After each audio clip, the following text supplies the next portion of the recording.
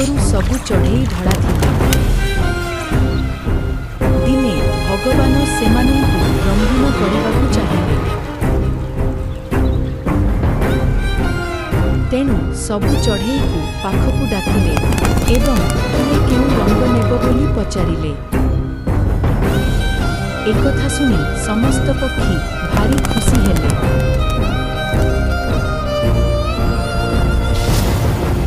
ପ୍ରଥମେ ମୟୂର ପାଳି ପଡ଼ିଲା, ସେ ସମସ୍ତ ରଙ୍ଗ ମାଗିଲା।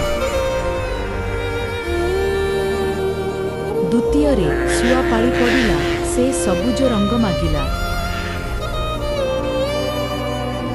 ଅନ୍ୟ ପକ୍ଷୀମାନେ ନିଜ ଇଚ୍ଛା ଅନୁସାରେ ରଙ୍ଗ ମାଗିନେଲେ। କିନ୍ତୁ ବଗବଡ଼ ଅଳସୁଆ ଥିଲା, ସେ ସଭାକୁ ଗଲା ନାହିଁ। ତେଣୁ ସେ ଧଳା ରଙ୍ଗ ହିଁ ରହିଲା। ନୀତି ଶିକ୍ଷା ତେଣୁ ଜୀବନର ପ୍ରତି ମୁହୂର୍ତ୍ତ ସଜାଗ ଏବଂ ତତ୍ପର ରହିବାକୁ ହେବ, ନଚେତ ବଗ ଭଳି ଆମ ଜୀବନ ରଙ୍ଗହୀନ ହୋଇଯିବ।